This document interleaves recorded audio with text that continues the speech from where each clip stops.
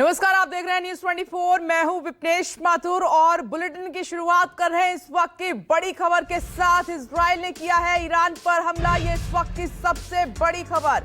Tehran सहित कई शहरों पर बमबारी की है। आईडीएफ ने बयान जारी करके इस हमले की पुष्टि कर दी है। ईरानी हमले के जवाब में इजराइल का पलटवार भी हुआ है। तेहरान के पास सैन्य ठिकानों पर हमला एक के बाद एक, और ईरान ने 1 अक्टूबर को हमला किया था। आपको बता दें, मिसाइल अटैक इजराइल पर दागी थी। एक के बाद एक 180 मिसाइलें दागी गई थी, वो हमने आपको दिखाया था। ये इस वक्त की सबसे बड़ी खबर, हमले की तस्वीर भी आप देख रहे हैं। इजराइल डिफेंस फोर्स ने इस बात की पुष्टि की है। इस वक्त की बड़ी खबर, इजराइल ने ईरान पर बड़ा हमला कर दिया है और ये बदला है। जिस तरीके से ईरान ने एक के बाद एक कई मिसाइलें इजराइल पर दागी थी, उसी का जवाब माना जा रहा है। आईडीएफ यानी कि इजराइल डिफेंस फोर्स ने इस बात की पुष्टि कर दी है। इस वक्त की बड़ी खबर, ईरान पर हमले को लेकर आईडीएफ ने ये बयान जारी किया है। साल भर से हो रहे हमले का हम जवाब दे रहे हैं। ईरान और उसके प्रॉक्सी संगठन कर रहे हैं हमले। ईरान पर जवाबी कार्रवाई की है। यूएस को जानकारी दे दी गई है। ये जानकारी मिल रही है कि इस हमले से ठीक कुछ देर पहले ही अमेरिका को इस बारे में जानकारी दी गई थी इजराइल डिफेंस फोर्स की तरफ से कि इस तरह का हमला हम करने जा रहे हैं, और ये बदला है एक तरीके से। यूएस राष्ट्रपति जो बाइडेन आईडीएफ के हर कदम से ठीक से वाकिफ है। अमेरिका इजराइल के पीछे रीढ़ की हड्डी की तरह खड़ा हुआ है। बिल्कुल, ये देखिए तस्वीरें जो इजराइल की तरफ से हमला हुआ है। तेहरान सहित कई शहरों पर एक के बाद एक बमबारी हुई है। 1 अक्टूबर को मिसाइल अटैक ईरान ने इजराइल के ऊपर किया था। 180 मिसाइलें दागी गई थी और उसी का बदला ये बताया जा रहा है। ये देखिए, जहां पर बम गिरे हैं, ब्लास्ट हुआ है, वहां की तस्वीर हम आपको दिखा रहे हैं। इस वक्त की सबसे बड़ी खबर,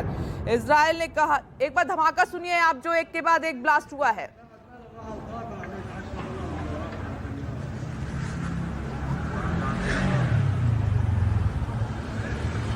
في هذه اللحظات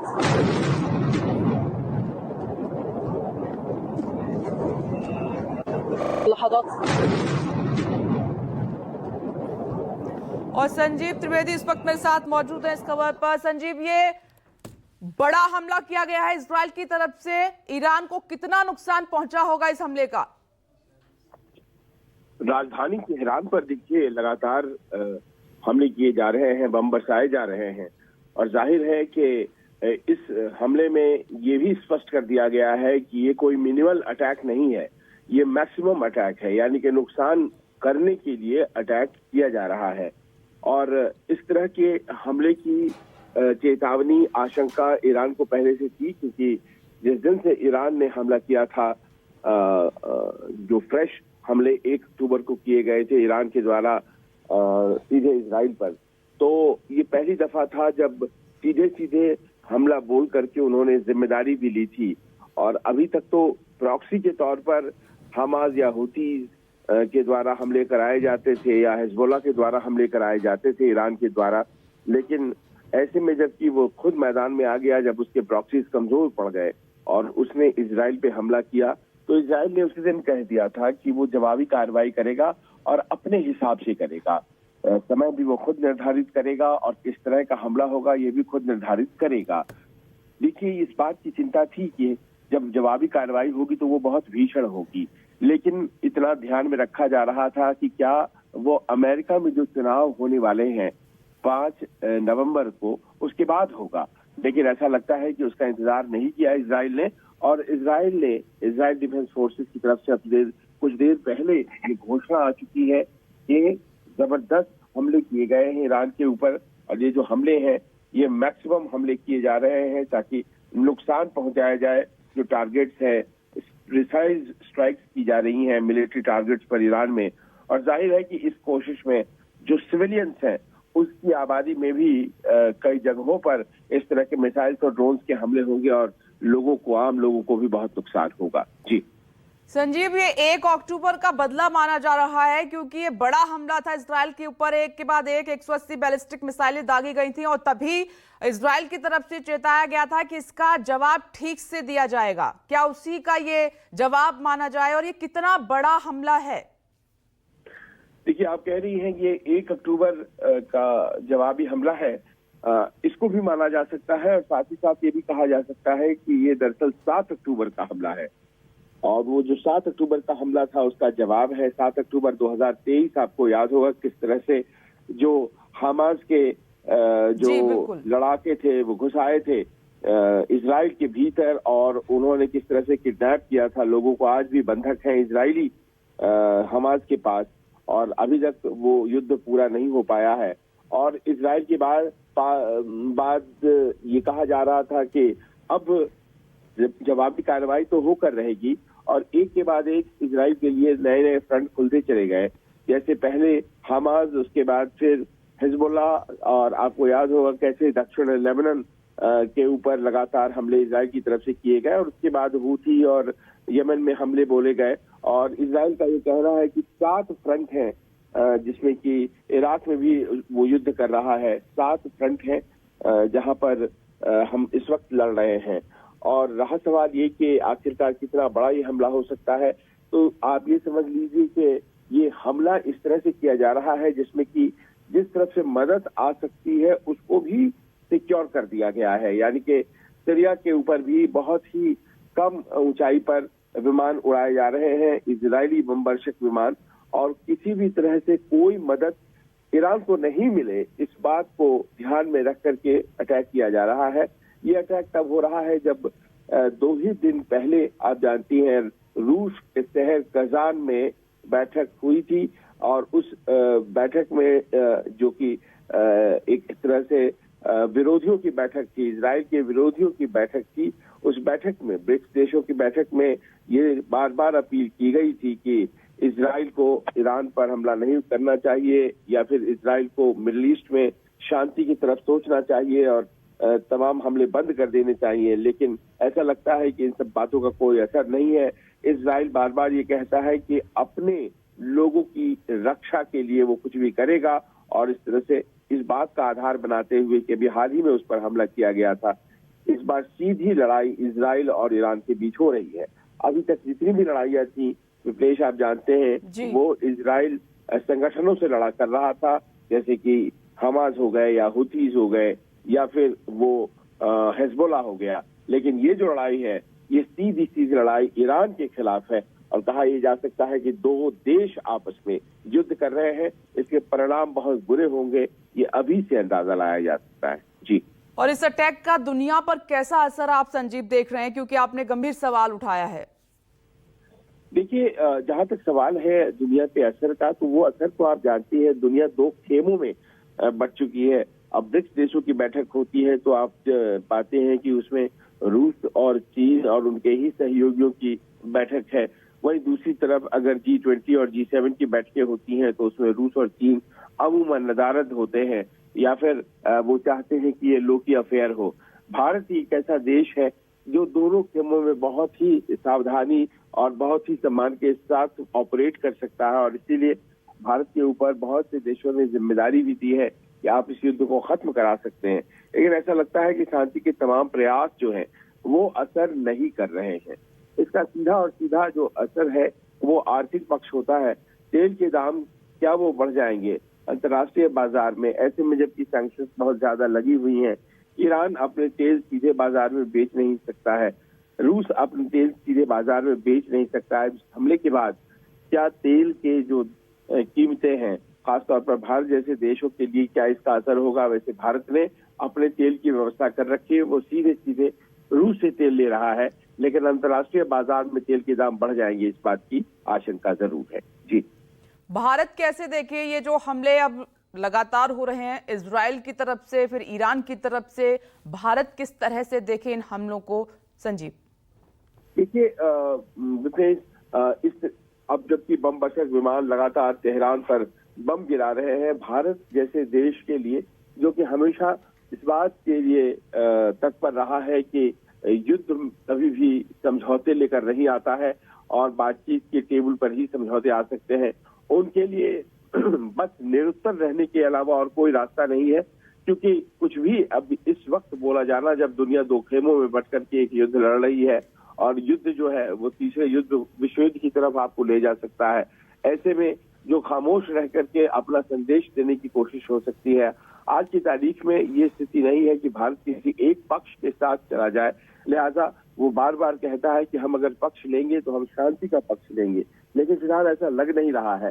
और इस तरह के अटैक का बहुत सीधा संबंध इस बात से होता है कि आखिरकार इसकी टाइमिंग क्या है, और टाइमिंग अमेरिका में चुनाव से ठीक पहले और ब्रिक्स देशों की बैठक के तुरंत बाद। इसका अर्थ बड़ा सीधा है कि इस फैसले का अमेरिकी चुनाव पर भी असर पड़ने जा रहा है, और खास तौर पर ऐसे में जबकि ट्रंप बहुत मजबूत है, कमला हैरिस के लिए क्या ये सपोर्ट लेकर के आएगा, क्योंकि कमला हैरिस जानती हैं कि वो अमेरिका के सपोर्ट करने वाली नीति को प्रवर्तक हैं। ट्रंप बार बार कहते हैं कि जी नहीं, हम इस युद्ध को खत्म कर देंगे। इजराइल ने एक चांस लिया है, और ये देखना है कि इजराइल के समर्थन में अब दुनिया के कितने देश आकर खड़े होते हैं। इजराइल डिफेंस फोर्स ने ये तुरंत बयान दे दिया कि पुष्टि कर दी है कि अमेरिका वाकिफ है इस हमले से। इसको कैसे देखा जाए? क्या इसको ऐसे माना जाए कि अमेरिका की तरफ से हरी झंडी मिली इस हमले को, क्योंकि सबसे पहले बयान में यही कहा गया है कि अमेरिका वाकिफ है? यह देखिए, ये बात हमेशा ख्याल रखता है, इजराइल जब भी हमले बोलता है, और खास तौर पर अब तो हमला सीधे ईरान पर बोला गया है, तो वो ये बताने की कोशिश करता है कि मेरे पीछे अमेरिका खड़ा है। और इसी कारण से उसने ये दुनिया को बताई है बात कि बाइडेन एडमिनिस्ट्रेशन को कुछ घंटे पहले ही बता दिया गया था, शुक्रवार की रात को ही बता दिया गया था कि हम ईरान पर हमला बोलने जा रहे हैं। इसका अर्थ ये है कि अगर हमारे ऊपर मान लीजिए रूस या चीन या दूसरी मुल्कों के द्वारा इनडायरेक्ट डायरेक्ट कोई भी अटैक होता है, तो वो समझ लें कि अमेरिका भी तैयार है। बताए जाने का मतलब ये होता है कि जो अमेरिकन एसेट्स हैं उस क्षेत्र में, यानी कि मिडिल ईस्ट में, वो सक्रिय कर दिए जाते हैं। और आप जानती हैं कि वहां पर बड़े बड़े जो बम वर्षक हैं वो अमेरिका के जो लड़ाकू जहाज है उस पर खड़े हैं, और अमेरिका के लड़ाकू जहाज जो है वो मेडिटेरेनियन में, भूमध्य सागर में खड़े हैं। और ऐसे में जबकि अमेरिका भी तैयार है, किसी भी तरह की हेल्प अगर उसे करनी है तो वो इजराइल को करता है। तो सतर्क दुनिया को कर दी जाती है कि इजराइल पे अगर हमला होता है तो ईरान तो के ऊपर हमला करते वक्त तो फिर अमेरिका भी कूद पड़ेगा। तो इस तरह के कॉम्बिनेशन तैयार किए जाते हैं, इसीलिए बताया जाता है दुनिया को कि हमने देखिए अमेरिका को भी बता दिया है। बहरहाल जब भी मानकर चलिए कि इजराइल इस तरह की कार्रवाई करता है तो वो अमेरिका को बता करके ही करता है। अमेरिका के नोहाव में सब कुछ होता है, और इजराइल ये सब कुछ कर ही पा रहा है इसीलिए क्योंकि अमेरिका उसके पीछे है। अमेरिका अगर चाहे संजीव, तो क्या ये जो युद्ध चल रहा है इन दोनों देशों के बीच में अभी, ये रुक सकता है? देखिए, इस युद्ध को रोकना आज की तारीख में किसी भी देश के लिए आसान नहीं है।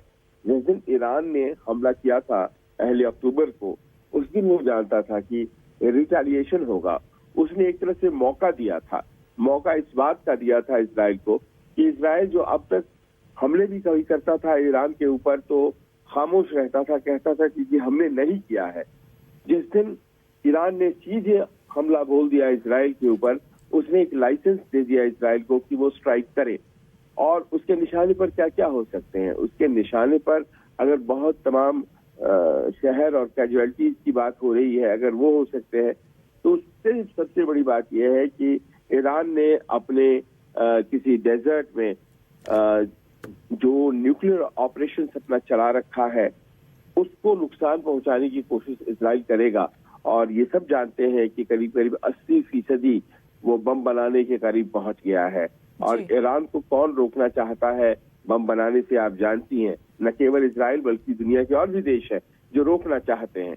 तो ये जो अटैक है ये न केवल गुस्सा और रिटेलिएशन का अटैक है, जवाब देने के लिए सिर्फ अटैक नहीं है, बल्कि बहुत बड़ी कोशिश इसमें ये भी होगी कि ईरान को न्यूक्लियर संपन्न देश बनने न दिया जाए, ऐसा देश बनने न दिया जाए जो कि न्यूक्लियर कैपेबिलिटी रखता हो। ये बहुत बड़ी चिंता थी वेस्टर्न वर्ल्ड की कि आखिरकार कैसे हम उसको बर्बाद करें, उनके न्यूक्लियर इंस्टॉलेशन को। और सीधी लड़ाई तो की नहीं जा सकती थी, लेकिन अब ऐसा लगता है कि ईरान ने 1 अक्टूबर के हमले से जो मौका दिया उसका इस्तेमाल करते हुए 26 दिनों बाद इजराइल के फाइटर जेट उन तमाम ईरान के इलाकों में पेनिट्रेट कर रहे हैं जहां जहां उन्हें लग रहा है कि अटैक करने से टैक्टिकल फायदे होंगे, नुकसान ज्यादा से ज्यादा ईरान का होगा।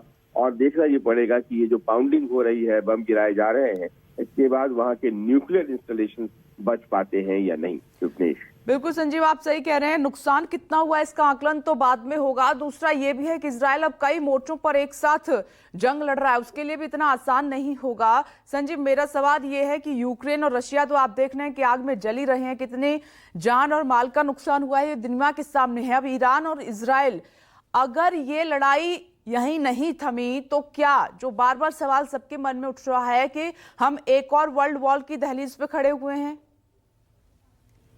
देखिए, इस बात की आशंका जरूर है कि ये जो लड़ाई है जिसने दुनिया को दो हिस्सों में बांट करके रख दिया है, तो ऐसे में अगर दूसरे देश इसमें आते हैं तो फिर ये वर्ल्ड वॉर की तरह हो जाएगा। मत भूलिए कि एक और युद्ध चल रहा है यूक्रेन और रूस के बीच में, और कल ही की घटना है कि ये पेंटागन ने कंफर्म किया है कि नॉर्थ कोरिया के जो लड़ाके हैं, सैनिक हैं, वो रूस आकर के यूक्रेन के खिलाफ लड़ेंगे। तो आप देखिए कि नए नए देश शामिल होते चले जा रहे हैं युद्ध में, और वर्ल्ड वॉर यही तो होता है जब दुनिया के सभी देश एक दूसरे से लड़ने लग जाते हैं। तो इसका अर्थ ये तो कहीं नहीं है कि ये दोनों युद्ध दरअसल इस तरह से लड़े जा रहे हैं जिसने दुनिया को दो खेमों में विभाजित कर दिया है। और कहीं भी इस बात से इनकार नहीं किया जा सकता है कि दरअसल भारत जैसे देशों की आवाज जो है वो कम है, भारत जैसे सोच वाले देशों की आवाज कम है, और अगर दुनिया के सभी देश दो खेमों में बढ़ते जा रहे हैं तो यकीनन दुनिया जो है वो तृतीय विश्व युद्ध की तरफ बढ़ती जा रही है। दो तस्वीरें लगातार हम दिखा रहे हैं संजीव, क्योंकि ये बड़ा अटैक आप बता रहे हैं, एक के बाद एक सवाल भी उठ रहे हैं। अब क्या इजराइल के लिए लड़ाई आसान है? जिस तरीके से इजराइल बातें कर रहा है, क्या ये इजराइल के लिए जो वॉर चल रहा है, ये लड़ाई चल रही है, ये आसान है? देखिए, आसान बिल्कुल नहीं है, क्योंकि एक साथ कई फ्रंट्स पर वो हमले बोल रहा है। जहां ईरान और खासतौर पर तेहरान शहर के आसपास अटैक्स किए जा रहे हैं, वहीं इराक के मोसूल पर भी अटैक किए जा रहे हैं। वहीं और भी कई ऐसे फ्रंट्स हैं जहां पर लगातार कोऑर्डिनेटेड तरीके से ईरान इराक बॉर्डर के ऊपर भी हमला बोला जा रहा है। और कहा यही जा रहा है कि ये कई जगहों पर एक साथ हमला करने की जो रणनीति है, उसके पीछे दरअसल कहीं से कोई अटैक आ ना जाए, वापसी कोई जवाब आ ना जाए, इस बात की संभावना है। तो उसको खारिज करने के लिए, उसको कमजोर करने के लिए, इस आशंका को इजराइल ने कई फ्रंट पर एक साथ हमला बोला है।